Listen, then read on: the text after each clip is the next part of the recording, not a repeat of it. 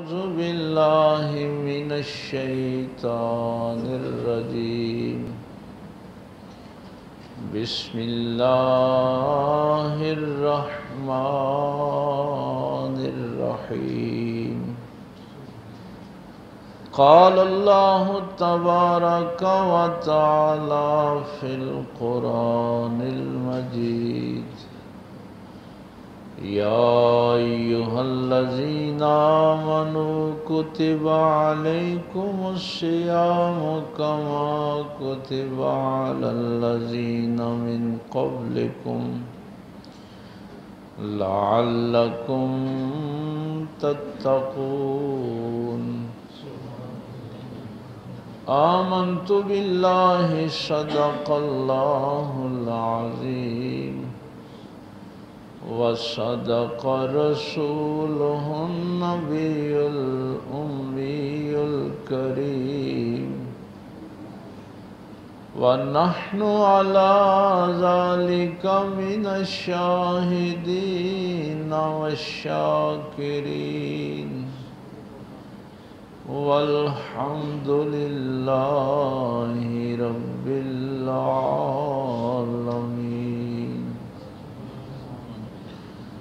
قال الله تبارك وتعالى في شان حبيبه مخبرا وآمرا: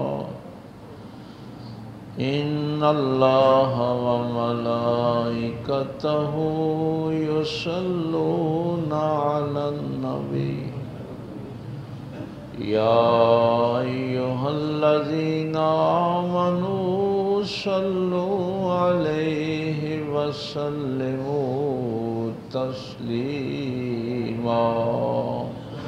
الصلاة والسلام عليك يا سيدي يا رسول الله، وعلى آلك وأصحابك يا سيدي يا حبيب الله. الصلاة والسلام عليك يا سيدي يا رسول الله، وعلى آلك وأصحابك.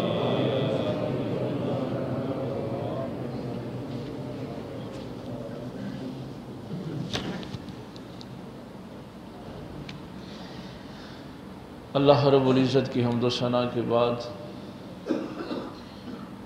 جو اپنی ذات کے اعتبار سے بھی یکتا ہے اور صفات کے اعتبار سے بھی یکتا ہے، اللہ کا کوئی شریک نہیں، وہی اس کائنات کا خالق اور معبود برحق ہے۔ اسی نے انسان کو اشرف المخلوقات بنایا، اور ہم سب نے پلٹ کر اسی اللہ کے حضور پیش ہونا ہے۔ بے حد و بے انتہا درود السلام امام الانبیاء حبیب کبریا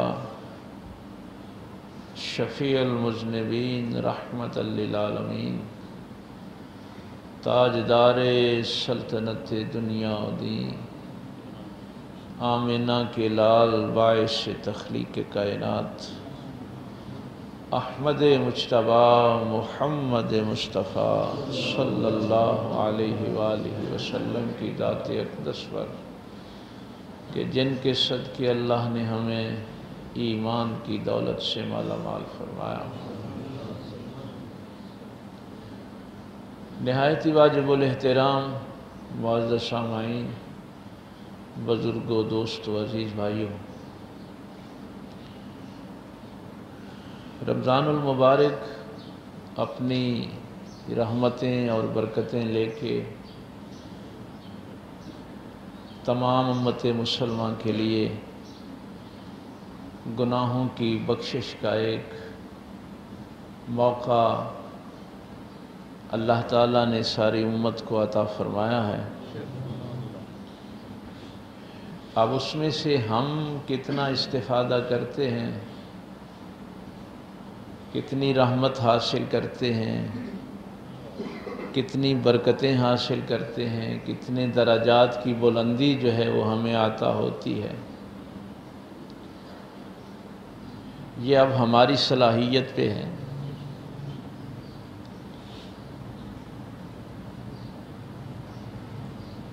جن احکامات میں اللہ شروع فرماتا ہے نا کہ اے ایمان والو،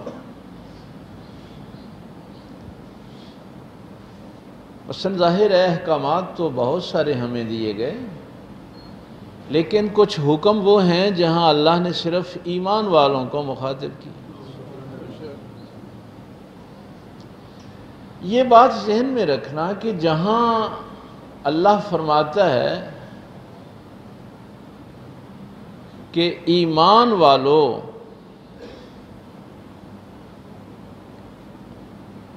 تو وہاں ایک بات تو طے ہوتی ہے کہ یہ جن لوگوں سے اللہ مخاطب ہے یہ کسی کو تکلیف دینے والے نہیں۔ تمہیں تکلیف کون دیتا ہے؟ کبھی اس موضوع پہ ہم قرآن کریم کی آیات دیکھیں گے۔ مشرکین دیتے ہیں، کفار آپ کو تکالیف دیتے ہیں، منافقین دیتے ہیں، مرتد ہو جاتے ہیں وہ دیتے ہیں۔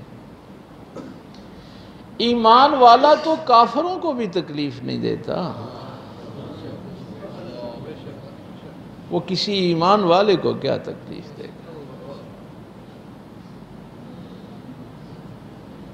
چونکہ یہ لفظ ہی امن سے نکلا ہے۔ ایمان جو لفظ ہے نا، یہ امن سے نکلا ہے۔ یہ ممکن ہی نہیں ہے۔ کئی دفعہ آپ نے یہ مجھ سے یہ جملہ کافی دفعہ میں نے دہرایا ہے، ایک دفعہ پھر میں اس کو ریپیٹ کر دوں۔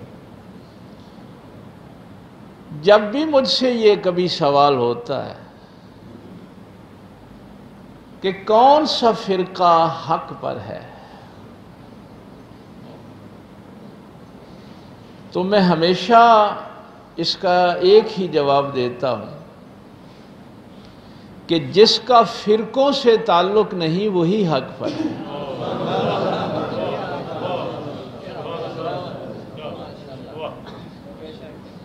چونکہ فرقہ کہاں ہے؟ دین میں۔ ان الذین فرقوا دینہم، تو ہر وہ شخص جو دین پہ عمل کرتا ہے وہ کسی فرقے میں نہیں ہوتا۔ یہ بات ذہن میں رکھ۔ اور اگر ایک مومن کا دل کسی دوسرے مومن کے لیے راحت کا، امن کا باعث نہیں ہے تو وہ ایمان والا دل ہی نہیں ہے۔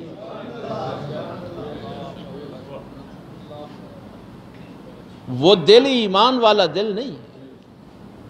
اور اگر دونوں ہی ایک دوسرے کے تکلیف کا باعث بن رہے ہیں تو دونوں بے ایمان ہیں۔ ایمان دل میں نور پیدا کرتا ہے۔ ایمان نور کا نام ہے، اور نور دل کو نرم کرتا ہے، سخت نہیں کرتا۔ اسی لیے قرآن نے یہ بات اسی وقت بیان فرما دی تھی، محمد الرسول اللہ والذین معہ اشداء علی الکفار رحماء بینہم۔ ایمان والے آپس میں بڑے رحم دل ہوتے ہیں۔ اگر وہ آپس میں رحم دل نہیں ہے تو وہ محمد الرسول اللہ کے ماننے والے نہیں ہیں۔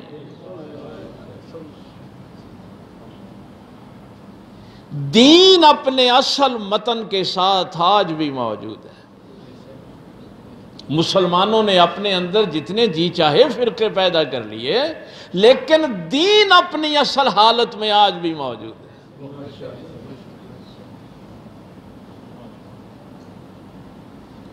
آج بھی تمام مسلمان قبلہ کی طرف رخ کر کے نماز پڑھتے ہیں، جو قبلہ میرے پیغمبر نے قائم کیا تھا۔ نمازیں آج بھی مسلمان 5 ہی ادا کرتے ہیں۔ روزے رمضان کے ہی رکھتے ہیں، ربیع الاول کے نہیں رکھتے۔ جو دین میرے پیغمبر نے اپنی سنت سے چھوڑا تھا وہ دین آج بھی قائم ہے۔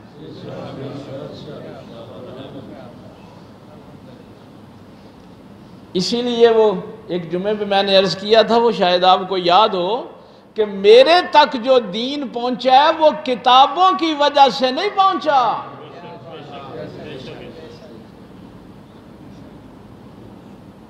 وہ میرے پیغمبر کی سنت کی وجہ سے پہنچا ہے۔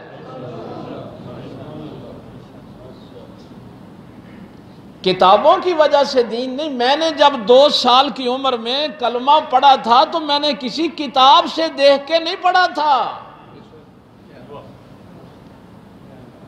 کہ میں نے پہلے 2 سال کی عمر میں کتابوں کا مطالعہ کیا اور پھر میں نے پڑھا لا الہ الا اللہ محمد الرسول اللہ۔ نہیں، میری زبان پہ جب لفظ اللہ پہلی مرتبہ آیا تھا تو میں نے کتابوں کا مطالعہ نہیں کیا تھا، یہ وہ میرے پیغمبر کی سنت تھی جس کو صحابہ نے دیکھا اور عمل کیا، اہل بیت نے دیکھا اور عمل کیا، تابعین نے، تبع تابعین نے، وہ سنت سینہ بسینہ میرے تک پہنچی ہے۔ جو دین آپ نے کتابوں سے پڑھا اس میں آپ نے اختلاف کیا، اس میں تفرقے بنے، اور جو دین سنت کے ذریعے سے پہنچا وہ آج بھی قائم ہے، اس میں اختلاف نہیں ہے۔ اس لیے یہ کوئی بندہ نہ سوچے اگر کسی کا دل کسی دوسرے مومن کے لیے آسودگی کا، رحمت کا باعث نہیں بنتا تو وہ دل ایمان والا دل نہیں ہے، یا کم از کم ایک تو بے ایمان ضرور ہے۔ ایک شخص مجھ سے پوچھ رہا تھا، محبت رسول کے تقاضوں کی بات ہو رہی تھی، میں نے کہا میرے پاک پیغمبر صلی اللہ علیہ وسلم فرماتے ہیں رمضان آ جائے، استقبال رمضان پہ ہم نے پچھلے جمعے گفتگو کی تھی کہ نبی پاک صلی اللہ علیہ وسلم پورا استقبال فرماتے تھے، اور میں نے ایک سوال آپ کے سامنے رکھا تھا کہ اللہ کے اس مہمان کے آنے کی ہمارے گھروں میں کتنی خوشی ہے، ہمارے بچوں میں کتنی خوشی ہے، ہمارے گھروں میں کتنا خوشی کا سما ہے کہ اللہ کا مہمان آ رہا ہے۔ کوئی پیمانہ تو ایسا نہیں ہے کہ میں لگا کے دیکھ لوں کہ آپ کے اندر ایمان کتنا ہے۔ آپ اپنے گھروں کا ماحول دیکھیں کہ اگر اللہ کے مہمان کی خوشیاں ہیں تو آپ کے دل میں ایمان ہے، اور اگر آپ پریشان ہیں کہ یار وہ روزے آگے نے کی بنے گا کدوں مکن گے، نہیں، اللہ نے تو ایسے بدبختوں کو مخاطب ہی نہیں کیا، میرے اللہ نے ایسے کمینے انسانوں کو تو کہا ہی نہیں کہ تم روزے رکھو۔ اللہ نے کسی کمینے کو مخاطب نہیں کیا جو رمضان کی توہین کرتا ہے، اللہ نے تو مخاطب ہی ان کو کیا ہے جنہوں نے اللہ کے مہمان کی عزت کرنا تھی۔ بے قدرے لوگوں کو تو اللہ نے مخاطب ہی نہیں کیا۔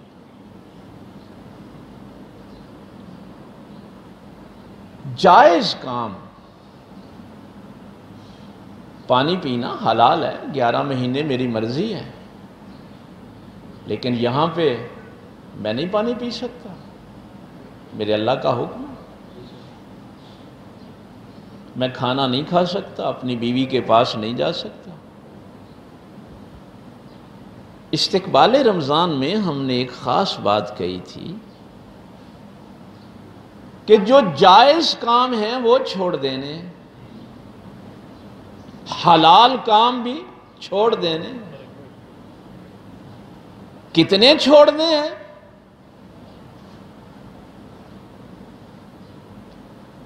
کہ اللہ کے پیارے محبوب صلی اللہ علیہ وسلم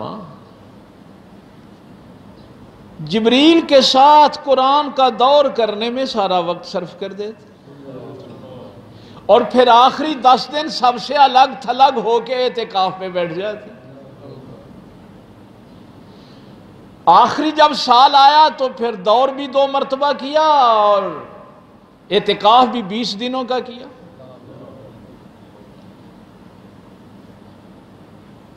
اگر میری دکان پہ آج کے دن میرے لیے پیسے آ گئے ہیں تو پھر میں دکان بند کر دوں، میں اپنے جائز کام چھوڑ دوں اللہ کے لیے۔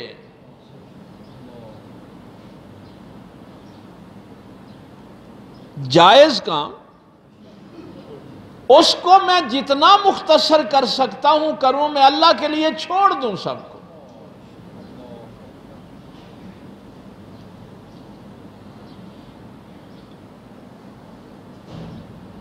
انسانی قدریں جتنی بھی ہیں، آپ کہیں گے کہ رمضان کے ساتھ یہ انسانوں کی بات کیسے شروع ہو گئی؟ اگر میں نے کلمہ پڑھ کے اللہ رسول پر ایمان لایا ہوں تو میں انسانوں کے مسائل سے بے خبر نہیں رہ سکتا، میں مسلمانوں کے مسائل سے بے خبر نہیں رہ سکتا۔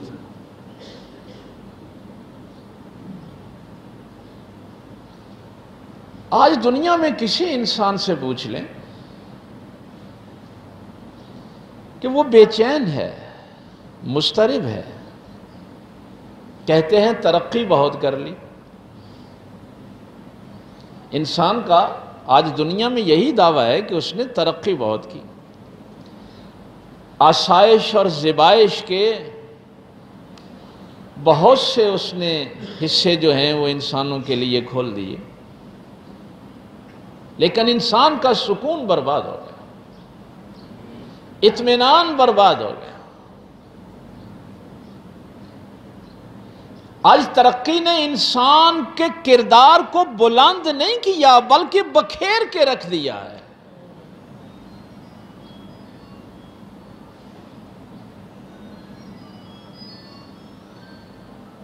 ایک چیز صرف ایک چیز،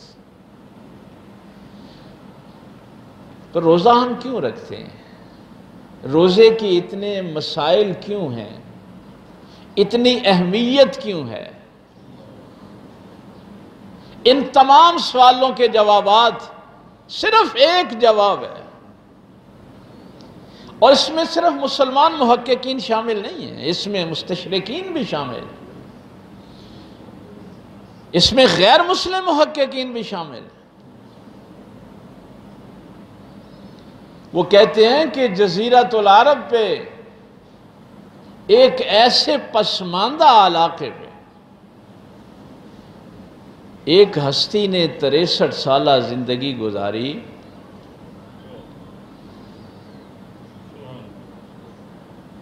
اور امن دے دیا، سکون دے دیا، اطمینان دے دیا،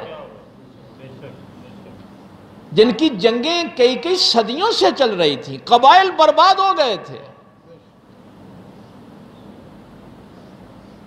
کیسے دیا؟ امن کیسے دیا؟ سکون؟ یہ انسان کا آج کا سب سے بڑا مسئلہ ہے کہ اس کے پاس گھر میں فریج ہے، ٹی وی ہے، گاڑی ہے، سب کچھ ہے، اطمینان نہیں ہے، سکون نہیں ہے۔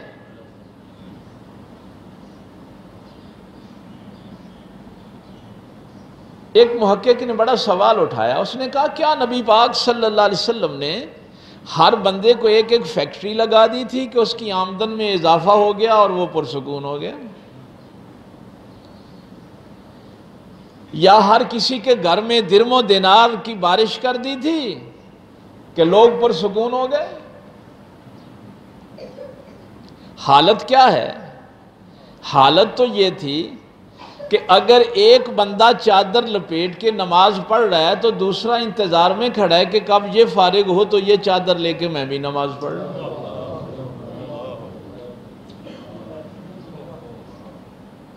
حالت تو یہ ہے کہ میرے پاک پیغمبر صلی اللہ علیہ وسلم کے اپنے کاشانہ نبوت میں 3 دن تک چولہا نہیں جلتا۔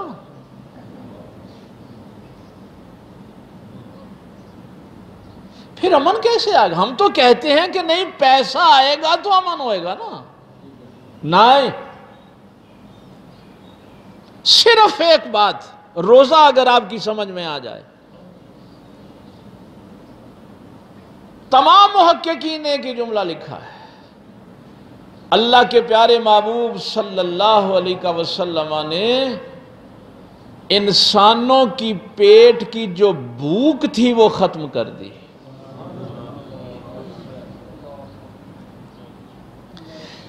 جب تک اس بھوک میں اضافہ رہتا ہے اس وقت تک فساد رہتا ہے.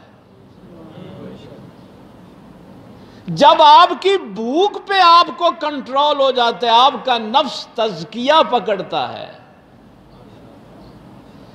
ادھر آپ کے سینے سے لالچ ختم ہوا، ادھر سکون آ گیا.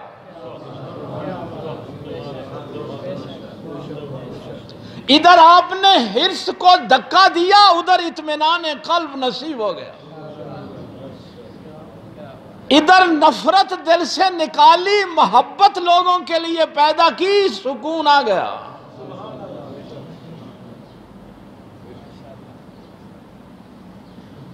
اس لیے آپ کو کہا جاتا ہے کہ آپ نے شام تک حلال چیزیں بھی نہیں کھانی،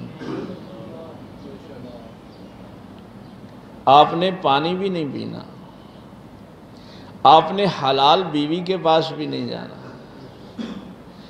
اس لیے کہ انسان اس وقت تک انسان بنتا ہی نہیں جب تک اس کا اپنی بھوک پر کنٹرول نہ ہو.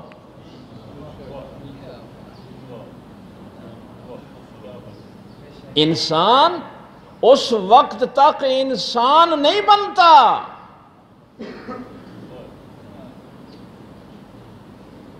جب تک اس کا اپنی بھوک پر کنٹرول نہیں ہے. ہم اس تسلسل میں آگے بات کریں گے، اللہ تعالیٰ نے موقع دیا، لیکن آج صرف اتنی سی بات میں کروں. آج کی ترقی نے ہمیں سکون کیوں نہیں دیا؟ اس لیے کہ آج کی ترقی بھوک بڑھاتی ہے، کم نہیں کرتی.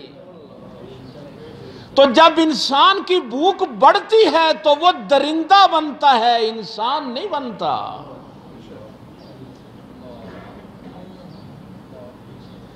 آج کی تعلیم، آج کا اسکول، کالج، یونیورسٹی، مدرسہ آپ کی بھوک بڑھا رہا ہے.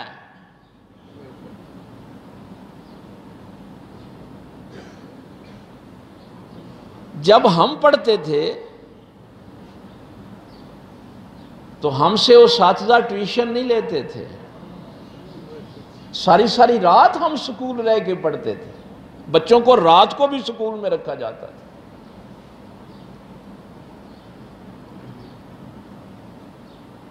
چھٹی کے بعد شام تک بھی اساتذہ پڑھاتے تھے.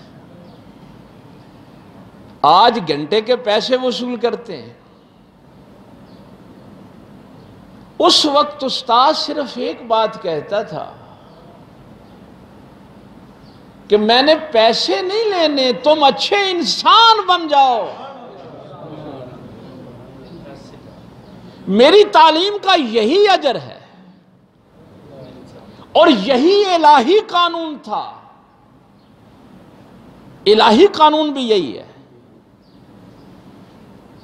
جب میرے پاک پیغمبر صلی اللہ علیہ وسلم کے پاس لوگ درم و دینار لے کے آئے، 25واں پارہ،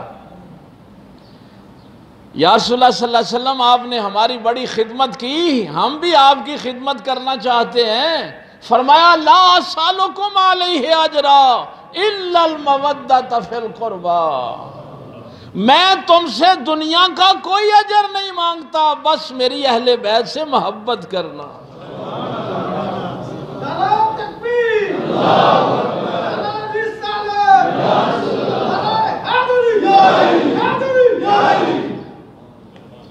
علم کے عوض محبت مانگی جاتی تھی.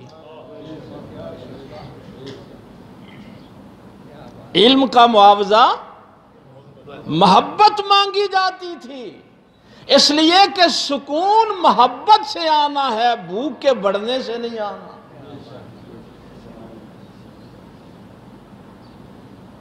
ہماری بھوک اتنی بڑھ گئی، جو میں بات کر رہا تھا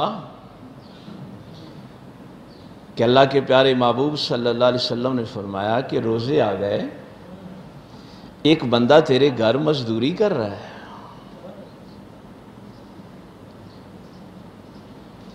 اس نے روزہ نہیں رکھا، کیوں؟ اس لیے کہ وہ کہتا ہے کہ میں مزدوری میں روزہ نہیں رکھ سکتا، حالانکہ یہ بہانہ تو نہیں ہے، روزہ تو رکھنا ہے، فرض ہے۔ لیکن اللہ کے پیارے محبوب صلی اللہ علیہ وسلم فرماتے ہیں کبھی اسے یہ کہہ دینا کہ چل کوئی بات نہیں، تو آدھی دیہاڑی لگا کے چلا جا لیکن روزہ رکھ، میں تجھے مزدوری پوری دوں گا۔ کتنے لوگ ہیں ہم میں سے ایسے مسلمان؟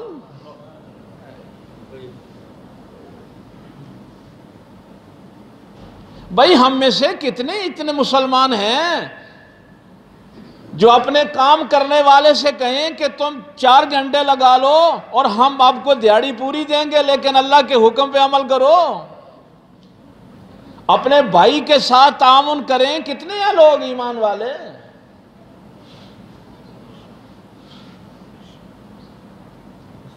کیوں؟ یہ کام وہی کر سکتا ہے جس کی بھوک ختم ہو گئی ہے۔ ایمان کا بھوک کے ساتھ بڑا تعلق ہے۔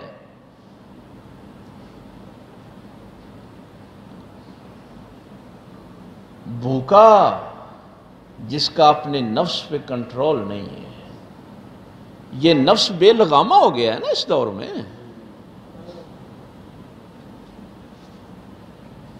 یہ بے راہ روی کا شکار ہو گیا، اس کو لگام ہی نہیں ڈالی جا رہی۔ تو میرے اللہ نے یہ رمضان کا مہینہ اس لیے رکھا تھا تاکہ تیرا نفس تیرے کنٹرول میں آ جائے، اس کی بھوک ختم ہو جائے۔ لیکن یہ بڑی عجیب بات ہے کہ میں اکیلا بھی گھر میں بیٹھا کھانا نہیں کھاتا کہ میرا اللہ دیکھ رہا ہے، پانی نہیں پیتا کہ میرا اللہ دیکھ رہا ہے،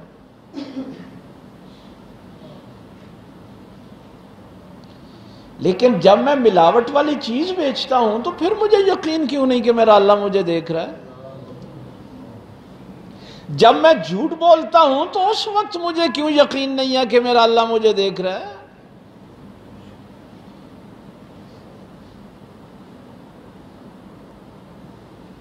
میں اگلے دن کسی جگہ گیا تو مجھے ایک بندہ کہنے لگا، وہ جی میرے ساتھ ایک قادیانی ہے، مرزئی ہے، اس کا بڑا لین دین ہے، تو وہ لین دین کے مالی معاملات میں بڑا دیانتدار ہے، کبھی اس نے کوئی 2 نمبر چیز نہیں مجھے بیچی، پیسے میں کبھی لین دین میں آگے پیچھے نہیں، وہ بہت یہ میں شیطانی وسوسوں کی بات کر رہا ہوں۔ شیطانی وسوسے بڑے عجیب ہوتے ہیں۔ میں نے اس سے کہا کہ بیٹا دیکھ شیطان نے کیسے تیرے ذہن میں ایک قادیانی کے لیے محبت پیدا کر دی۔ ہم نے سورہ مجادلہ کی آخری آیت میں کیا سیکھا تھا کہ جو اللہ رسول کا دشمن ہے ایمان والا اس سے محبت نہیں کر سکتا، چاہے وہ اس کے ماں باپ ہی کیوں نہ ہو، اس کی اولاد ہی کیوں نہ ہو، اس کے بھائی کیوں نہ ہو، اس کا خاندان ہی کیوں نہ ہو۔ لیکن شیطان نے کس طریقے سے تیرے دل میں ایک اللہ رسول کے دشمن کے لیے محبت کا پہلو پیدا کر دیا؟ میں نے کہا دیانتداری کا جو تعلق ہے وہ سب سے پہلے اللہ کی ذات کے ساتھ ہے کہ کوئی بندہ اپنے اللہ سے کتنا دیانتدار ہے۔ اگر وہ اتنا ہی دیانتدار ہوتا تو وہ اپنے رسول سے دیانتداری کرتا۔ جو اللہ رسول کے ساتھ بددیانتی کرے وہ کبھی دیانتدار نہیں ہو سکتا۔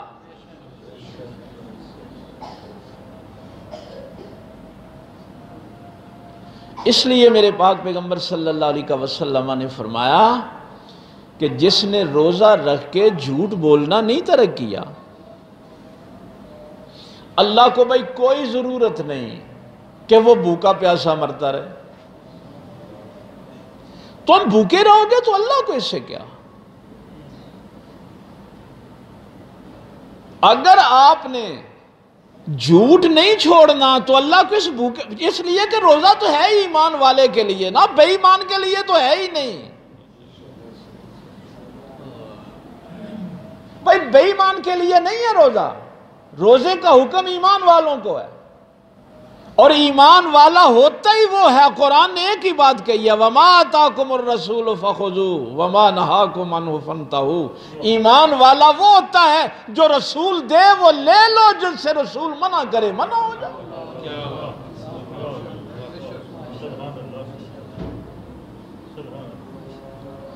اگر میں رسول کے منع کرنے پہ منع نہیں ہوا تو میں اپنے آپ کو صاحب ایمان نہیں کہہ سکتا. اللہ یہ چاہتا ہے کہ اس روزے سے جھوٹ ختم ہو جائے، بددیانتی ختم ہو جائے، حرص اور لالچ ختم ہو جائے. اس کی جگہ کیا پیدا ہو؟ اللہ کے لیے وفا پیدا ہو، صبر پیدا ہو. روزہ تو ہے ہی صبر نا. اور بھائی صبر کا معنی روزہ، جب یہ جو آیات ہے نا وَاسْتَعِينُوا بِالصَّبْرِ وَالصَّلَاةِ، کہ نماز سے اور صبر سے مدد طلب کرو. یہ آج میرا موضوع نہیں ہے. اللہ حکم دیتا ہے کہ تم مدد طلب کرو. مفسرین کرام نے یہاں بڑا پیارا جملہ لکھا ہے کہ جب اللہ کہہ رہا ہے کہ تجھے مدد کی ضرورت ہے،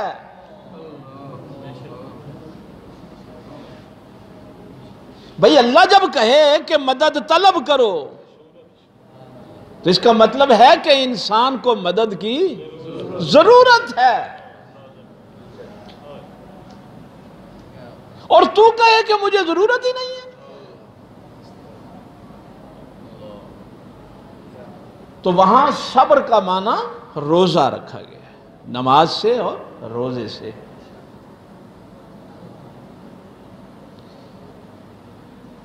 اور ان ہستیوں کے میں کیا آپ کو بتاؤں. اب آپ کہیں گے کہ روزہ جو ہے یہ صبر سکھاتا ہے، استقامت سکھاتا ہے، ایثار سکھاتا ہے. آپ کے اندر ایثار آئے گا تو آپ بلند ہو جائیں گے نا، آپ بلند ہو جائیں گے. آپ کے اندر وفا آ جائے گی تو وفا تو سارے ہی پسند کرتے. صبر آ جائے گا تو سارے صبر کو پسند کرتے. انسان بلند ہو جاتا ہے. روزہ ایثار سکھاتا ہے، صبر سکھاتا ہے، اپنی بھوک پہ کنٹرول کرنا سکھاتا ہے. وہ مجھے نہیں پتا کہ اس نے کوئی فرضی کہانی بنائی یا کوئی اصلی تھی، لیکن اس کا سبق بڑا کل مجھے ایک بندے نے سنائی. کہنے لگا کہ یہ دھرنے شروع ہوئے. میں نے اس دن بھی آپ سے کہا تھا کہ ہم تو مدینے کی مٹی کی بھی توہین برداشت نہیں کر سکتے، حضور کے شہر کی آب و ہوا کی بھی توہین برداشت نہیں کر سکتے، سرکار کے شہر کے جانوروں کی بھی توہین برداشت نہیں کر سکتے. پیغمبر کی ذات تو پھر اس ذات کے تو کیا کہنے. اور اگر کسی نے توہین کی، بخاری شریف پڑھ کے دیکھیں، آب و ہوا کی توہین کی، تو کہا ان کو مدینے کی، یہ جو سورہ مائدہ کی جب میں نے تفسیر آپ کو بیان کی تھی تو اس میں یہ بات بیان کی تھی پہلے رکوع میں کہ وہ جو اونٹنیاں ہیں بیت المال کی، ان کے دودھ میں ان کا پیشاب ملا کے ان کو پلاؤ، ان کی بیماری دور نہیں ہوتی تھی. کیوں؟ انہوں نے پیغمبر کے شہر کی آب و ہوا کی توہین کی، بیمار پڑ گئے، اب علاج نہیں ہو رہا، کہا یہ تو میرے نبی کے شہر کی ڈاچیوں کا پیشاب بھی شفا ہے۔ تم نے آب و ہوا کی توہین کی۔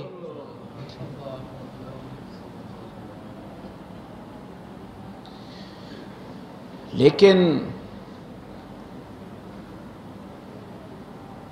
گستاخیاں تو اس لیول پہ ہوئیں، 8 مارچ کو آپ کے ملک میں ہوئیں۔ میں نے یہاں بیٹھ کے احتجاج کیا، آپ دوستوں سے بھی کہا سوشل میڈیا کو استعمال کریں، اور میں نے اس دن بھی کہا تھا کہ کتنے مولوی اٹھے جب پاکستان میں میرے نبی کی توہین ہو رہی تھی، ام عائشہ صدیقہ کی توہین ہو رہی تھی۔ یہ تو نہیں ہے کہ میری اپنی مرضی کی کوئی توہین ہوگی تو توہین ہوگی۔ توہین تو توہین ہے، کوئی پاکستان میں کرے، کوئی ہندوستان میں کرے، کوئی فرانس میں کرے، کوئی ہالینڈ میں کرے، جہاں بھی کرے توہین تو توہین ہے۔ ہر توہین کے خلاف آواز اٹھنی چاہیے، لیکن یہاں پاکستان میں جب ہوئی تو کسی نے کوئی آواز نہیں اٹھائی، نہ ہماری عدلیہ نے کچھ سو موٹو ایکشن لیا، نہ ہمارے عسکری اداروں نے کچھ کیا، نہ ہماری اسمبلی نے کچھ کیا، نہ ہمارے پیر خانوں نے کچھ کیا، نہ ہمارے علماء نے۔ اکا دکا آوازیں ضرور بلند ہوئیں۔ ہندوستان میں ایک مسلمان نے درخواست، ابھی یہ 3 دن ہوئے وہ ختم ہوئی ہے بات، انڈیا کے سپریم کورٹ نے وہ درخواست جو ہے وہ خارج کر دی۔ ایک مسلمان نے وہاں جا کے درخواست دی ہے کہ قرآن کریم سے جہاد کی آیتیں نکال دو، ان کی وجہ سے شدت پسندی پیدا ہوتی ہے۔ توہین تو یہاں تک پہنچ گئی، کتنی آوازیں اٹھی ہیں، کتنے ہمارے سڑکیں بلاک ہوئی ہیں کہ قرآن کی اتنی بڑی ہندوستان میں توہین ہو گئی، نہیں کوئی آواز نہیں اٹھی۔ یہ اپنی مرضی کی باتوں کو توہین نہیں کہنا، توہین توہین ہے، وہ کوئی بھی کرے۔ لیکن وہ بھوک کے معاملے کے وہ بات وہ پھر میرے ذہن سے نہ نکل جائے۔ کل ہی مجھے ایک بندے نے سنائی، کہنے لگا کہ ایک پیر صاحب نا، ان کے ساتھ ایک وہ میر عالم رہتا تھا جو ان کی جھوٹی سچی کرامتیں سناتا تھا، اور اس کو بھی کچھ چند پیسے مل جاتے تھے۔ تو پیر صاحب نے اس سے کہا کہ یار یہ ناموس رسالت کے لیے یہ باہر لوگ نکل رہے ہیں، تو آؤ ہم بھی ذرا ایک جلوس میں چلیں۔ تو اس نے کہا حضرت صاحب آپ جائیں، میں تو نہیں جا سکتا، سنا ہے وہاں پہ لڑائی جھگڑا ہوگا، پریشانی ہوگی۔ میرے محلے کے یہ کتنے لوگ ہیں جو میرے پاس پرسوں بھی آئے تھے کہ ہماری مائیں بہنیں ہمارے ساتھ تھیں اور ہمیں رستے میں ذلیل کیا گیا۔ یقین جانیے مجھ سے تو وہ محمد افضل کے الفاظ ابھی تک میں نے چونکہ وہ سنے ہیں، وہ کہہ رہے ہوں میرا نام محمد افضل ہے، میں مسلمان ہوں، میرے بچے صبح مولوی صاحب کے پاس قرآن پڑھنے جاتے ہیں، مجھ سے کلمے سن لو، میں نماز پڑھتا ہوں، میں اپنے پیغمبر پہ درود پڑھتا ہوں، اور مسلمان تھے کہ اس کو اینٹیں مار مار کے مار رہے تھے۔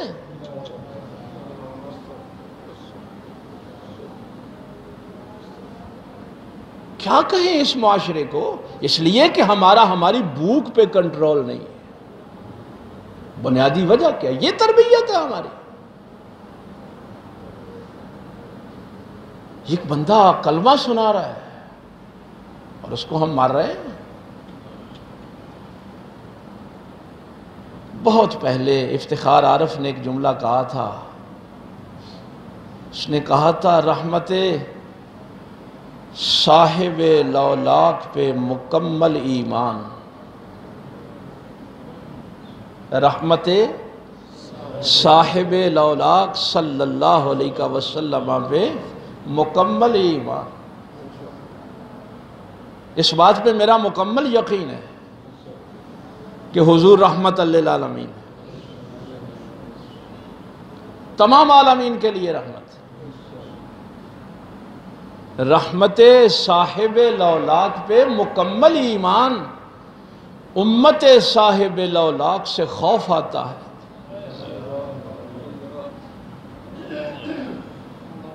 امت صاحب لولاک سے خوف آتا ہے۔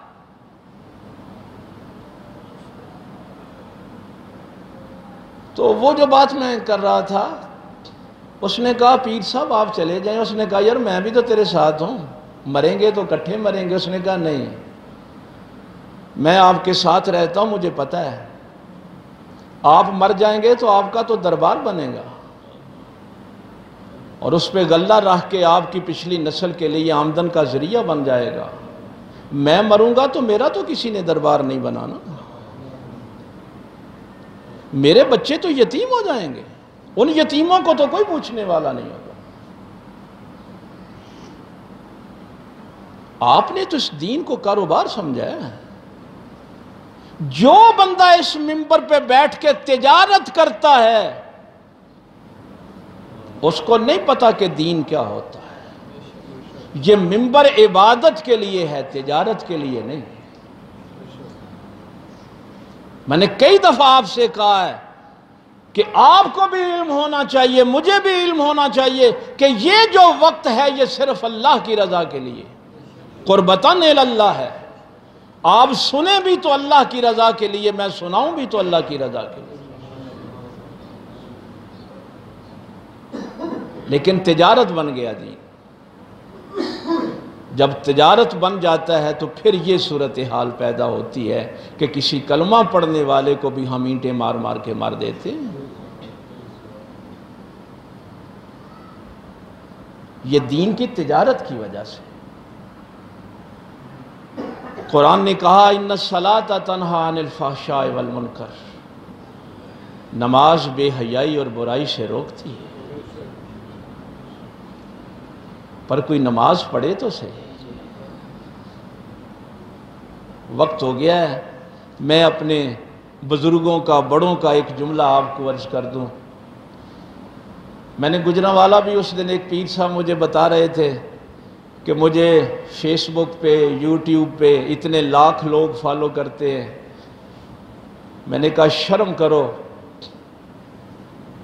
کہ تمہیں 2 لاکھ لوگ اگر فالو کرتے ہیں تو کبھی سوچا ہے ان 2 لاکھ میں سے اللہ کو ماننے والے کتنے ہیں؟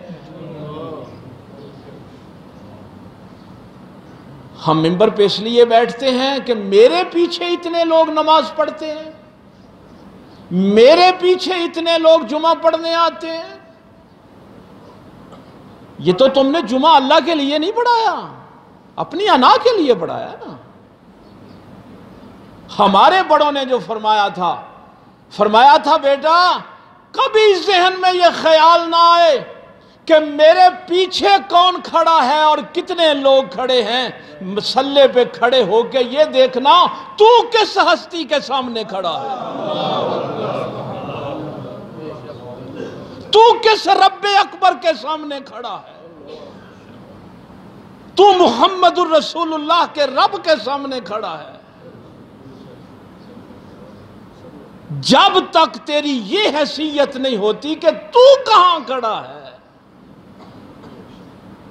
اس نفس کی بھوک نے یہاں تک ہمیں لا کے کھڑا کر دیا کہ ہماری گستاخی بھی اپنیاں، ہمارے معاملات بھی اپنے، ہمارے حل بھی اپنے۔ تو روزہ جو ہے یہ بنیادی طور پہ بھوک پہ کنٹرول کرنا۔ جب تک آپ کا بھوک پہ کنٹرول نہیں ہوتا اس وقت تک آپ انسان بن ہی نہیں سکتے۔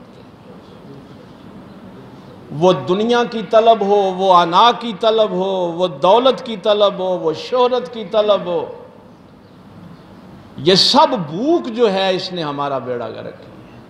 اور اللہ تعالیٰ نے یہ موقع دیا ہے کہ اپنی بھوک پہ کنٹرول کرو۔ اللہ تعالیٰ عمل کی توفیق دے۔ وآخر دعوانا الحمدللہ۔